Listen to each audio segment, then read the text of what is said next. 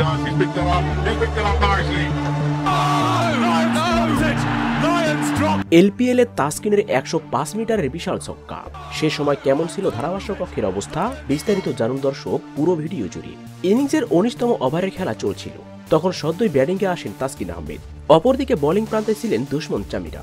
তাসকিনকে উদ্দেশ্য করে সজোরে বল ছুড়লেন, কিন্তু সেই সময় যেন তাসকিন বলার থেকে হয়ে উঠলেন হার্ড হিটার একজন ব্যাটার। চামিরার করা সেই বলটি লং লেগ দিয়ে বিশাল এক ছক্কা হাঁকিয়ে বসলেন, যে 6টির দূরত্ব ছিল 105 মিটার। আর সেই সময় তো ধারাভাষ্য কক্ষ থেকে বলেই উঠছিল, এটা কিভাবে সম্ভব?